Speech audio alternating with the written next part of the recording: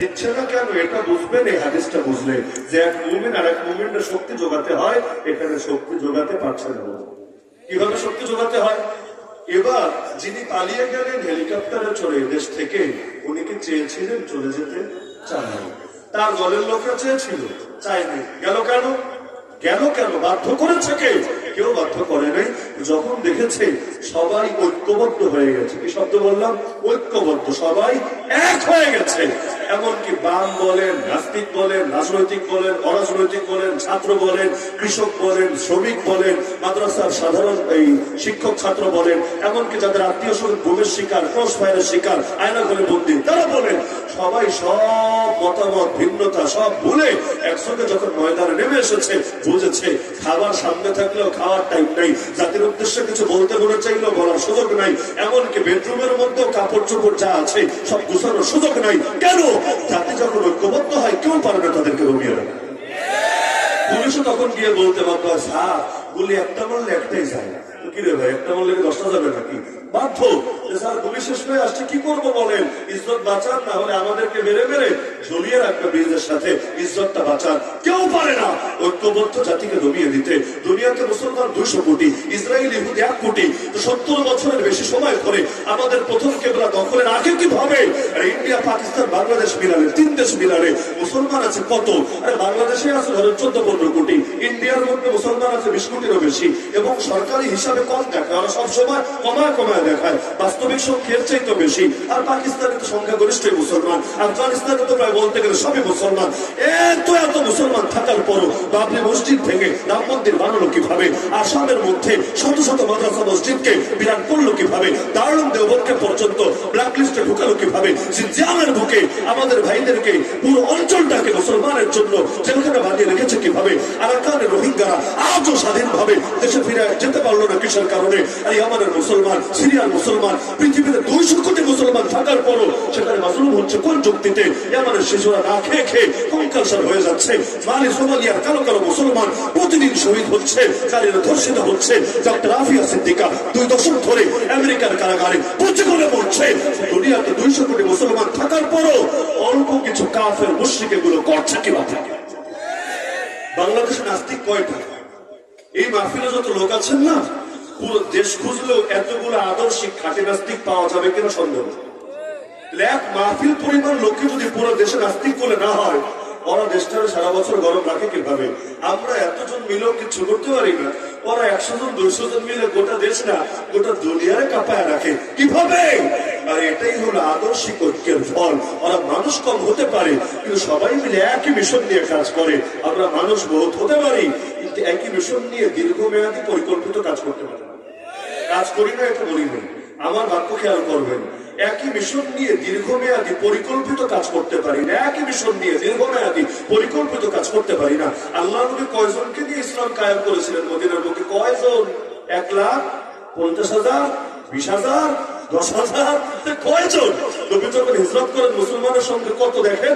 হাজারের কোথাও তো বার হয় নাই। মদিনার মধ্যে আনসার ওই সময় প্রাথমিক ভাবে ছিলেন কয়জন? অল্প কিছু মানুষকে নিয়ে আল্লাহ নবী ইসলামকে জিন্দা করলেন। বদরে মুসলমান ছিল কয়জন? কুফরের মেরুদণ্ড ভেঙে দিলেন। কাজ করতে খুব বেশি লোক লাগে না, কিন্তু একজন আরেকজনের জন্য এমন সীসা ঢালা প্রাচীরের মতো হয়ে যেতে হয় যার একাংশ আরেকাংশকে শক্তিশালী করে, সুদৃঢ় করে। 2টো ঘটনা বলে আলোচনা ইতি টানি। ছোট্ট ঘটনা। এক সাহাবী ইকরিমা রাদিয়াল্লাহু আনহু, আবু জাহেলের বেটা, কিছুদিন আগে মাত্র কালেমা পড়ে মুসলমান হয়েছে, শহীদ হবে, আহত হয়ে পড়ে আছে, পানি চাচ্ছে। একজন পানি নিয়ে গিয়েছে, পানি খাবে, এমন সময় পাশ থেকে আরেকজন বলে, ভাই পানি পানি পানি।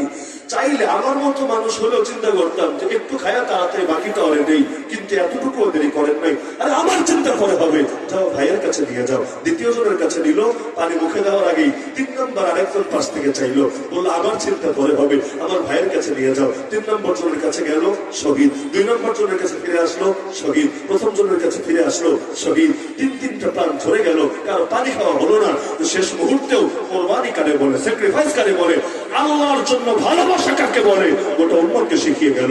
আরে এক সাহাবী নবী তাকে মেহমান হিসাবে দিয়েছেন আরেক আনসারী সাহাবীর ঘরে, যাও আজকে ওর বাসায় খাবা, ওর বাসায় থাকবা। আনসারী সাহাবী বাসায় নিয়ে গিয়েছে, গিয়ে গিন্নিকে জিজ্ঞাসা করছে, কি আছে মেহমানকে দাও। বললো তোমার খাওয়ানো কিছু নাই, আমার খাওয়ানো কিছু নেই। বাচ্চাদের খাওয়ার জন্য সামান্য খাবার ছিল, ওরা আগে আগে ঘুমিয়ে পড়েছে, ভেবেছি ঘুম থেকে উঠলে খাইয়ে দিব। বলছে আরে আমার তোমার নাই, বাদ দাও, বাচ্চাদের আজকে খাওয়ানো লাগবে না, ঘুম থেকে উঠলে গল্প শুনে আবার ঘুম পাড়ায় দিও, খাবারটা মেহমানকে দাও।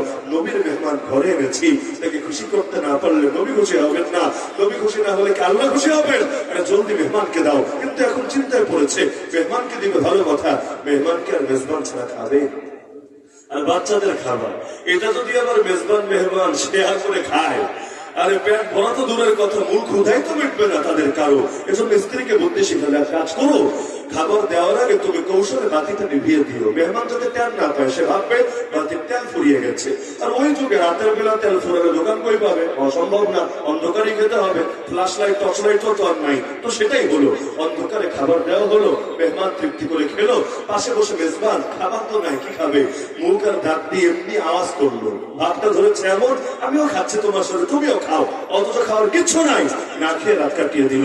ফজরের নামাজ পড়তে গেল নবীজির পেছনে মদিনার মসজিদে, আল্লাহ নবী তাকে দেখে জিজ্ঞাসা করে, ওরে আমার সাহাবী, কি আমল করলে তুমি গত রাতে? আল্লাহ দেখে তোমার ব্যাপারে কোরআনের আয়াত নাযিল করে দিয়েছে, ويؤثرون على أنفسهم ولو كان بهم خصاصة, তারা অন্যকে প্রাধান্য দেয় নিজের উপর, যদিও এতে কষ্ট হয়। ومن يوق شح نفسه فأولئك هم المفلحون, অন্তরের সংকীর্ণতা থেকে যাদের রক্ষা করা হয় তারাই কামিয়াব, তারাই সফলকাম। আজকে এখানে 7 ইউনিয়নের লোক আছে আমরা, যদিও 7 ইউনিয়নে সবাই আসলে এরকম প্যান্ডেল একটা কেন 10টা যদি বানান, এই টাইপের প্যান্ডেল জায়গা দেওয়া সম্ভব না। তারপর 7 ইউনিয়নের লোক যারা আছি, আমরা কি পারি না আল্লাহর দ্বীনের জন্য ঐক্যবদ্ধ থাকতে? ঐক্যের পরিধি যত বাড়বে, দরকার তো 200 কোটি ঐক্যবদ্ধ হবে, আরে 200 কোটি হবে পরে, ধাপে ধাপে শুরু করি নিজেদের থেকে। আর যত ভেদাভেদ থাকুক না কেন, হাইয়া আলাস সালাহ হাইয়া আলাল ফালাহ, শোনার পরে ভেদাভেদ থাকে না, একসঙ্গে ছুটে আসে মসজিদে, এক ইমামের পেছনে নামাজ আদায় করি, এক জামাতে। হাইয়া আলাল জিহাদ যদি শুনি, হাইয়া আলাল খিলাফা যদি শুনি, তখনও ভেদাভেদ থাকা উচিত না, একযোগে নেমে আসবো ময়দানে। পারবেন না ইনশাআল্লাহ? এই যোগ্যতা যেদিন অর্জন করতে পারবেন এই স্বাধীন বাংলাদেশে, আমার দৃঢ় বিশ্বাস, না নাস্তিকরা, না হিন্দুত্ববাদীরা, না সেকুলাররা, কেউ পারবে না ইনশাআল্লাহ এই বাংলার বুকে ইসলামের বিজয়কে রুখে দিতে।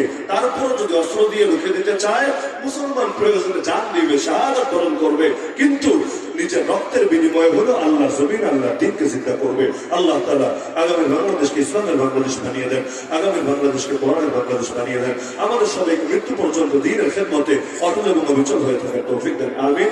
ওয়া আখিরু দাওয়ানা আলহামদুলিল্লাহি রাব্বিল আলামিন। সবাই দুরূদ শরীফ পাঠ করুন।